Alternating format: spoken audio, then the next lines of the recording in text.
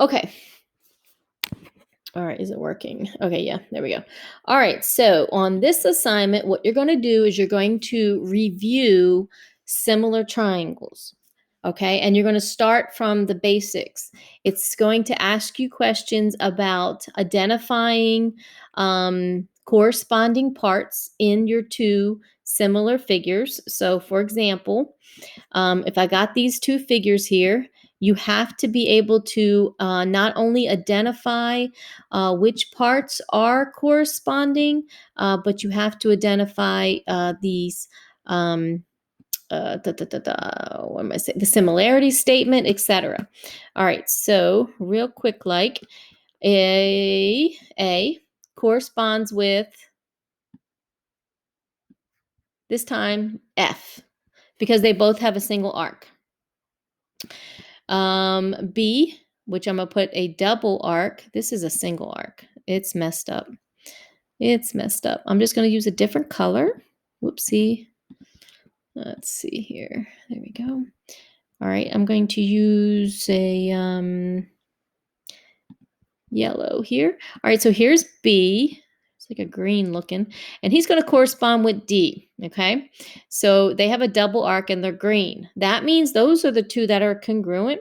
And then finally, here is the last angle. And I'm going to put triple arc on him. He's going to correspond with E, which means those two angles are congruent.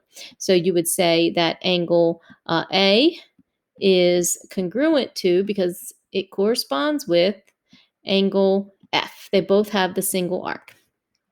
And you can do that for all the others. And remember, sometimes you can use 3 letters for a angle. So let me write that one for the next one. So for this left one, I'm going to talk about angle B, but I'm going to describe it as A, B, C. So angle A, B, C is congruent to, in the other triangle, let's see, B is the middle vertex. So that's what I'm talking about, this double arc. So D. And because I said A in its name first, I have to go to F. So I'll have to call this one F, D, E. All right, so this is angle F, D. Even though I'm only talking about those two angles, angle B and angle E, it's just another way to name them. All right, so these two triangles are similar. 1, because I said so, but 2, because right away you can see that they have 1 angle in common, 2 angles in common. And by the way, they also have a 3rd angle in common. So right away, you could see that these two triangles are in fact similar because of angle-angle similarity. And that's all you're looking for when you're asked the question, hey, are the two similar and why? You look for reasons. So for this one, right away, you can say angle-angle similarity, if that was the question.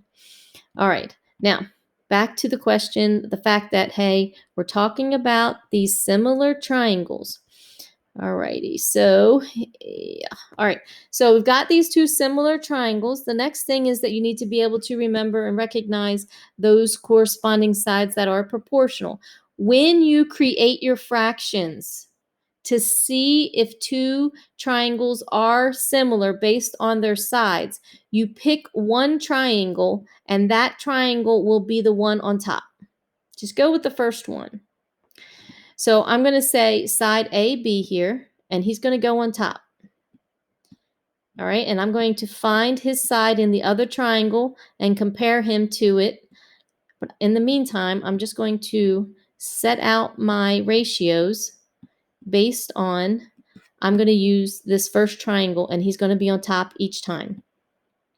So the second side I'm going to talk about here in a minute is this side right here. And he's going to correspond with the side that matches his angles. So that's a double arc yellow, triple arc blue.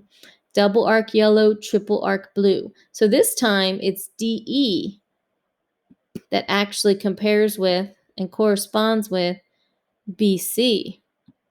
So that is, That is, if I say BC, I have to call that one DE. Just based on their angles, where they're located, I know that this side here corresponds with this one. And then I'm going to talk about this bottom side here, AC. So notice I put that top triangle on top each time. I took the first triangle on top each time. Be consistent so you don't make a mistake. All right, and go back to find those corresponding sides. AB, which was a red single arc to a double arc. So here it is, red single arc to this yellow looking double arc. So that would be FD. I have to say that in the correct order. FD. And then finally I said AC. Red, single, blue, triple. Red, triple. FE. All right, so there it is. I have identified all of the corresponding sides, and I have identified all of the corresponding angles. Now, if I was asked to find out if these were similar based on side similarity, I would have to fill in the numbers that represent these sides. And all of these fractions would have to be the same fraction. And if it was, I could say side. So for example, if I named, let's see, if I put a 1 here, I'm just going to make up stuff. I'm just going to make up numbers real quick just so I can keep moving on. That doesn't even create a triangle for real. Let's call that 4 instead. That should work. That's a 4 instead of a 2. There we go. The 4. No, that wouldn't even work either. In the world of triangles, that's not even a triangle. Let's call that a 5. Yeah, 5 should work. 5, that's 8 and 1, and that's, yeah, that should work. And then over here, I'll name this one to be a 6, and this one over here to be a 10, and this one over here to be, I don't know, just a 2. 8, 10. Yeah, that looks okay. Weird looking, but it's okay. All right, so if I had numbers, now I would put those numbers in the correct spot. So notice I have my similarity ratios, and then I'm going to replace them with numbers. So this one right here is AB, and that's 5. And right underneath, I'm going to put his corresponding side, FD, which is 10. Okay. And then I'll go to the next ratio, which is BC. That's 3. All right, and right underneath of him goes DE, which is 6. Okay, and then finally, my last one, AC, which is right here. That's a 1. And his corresponding side is FE, and that's a 2. Now, if I reduce each one of these fractions, 5 over 10 is 1/2, 3 over 6 is 1/2, and then that is 1/2, then I could say, yeah, I know that these are similar because of side similarity. Each one of these fractions are equal to the same fraction of 1/2, or decimal of 0.5. All right, the next, the third type of similarity rule that you can use is called side angle side. And all that is saying is if you can identify two sides, and we'll just mark up the ones we currently have. Here's one side, here's the other side.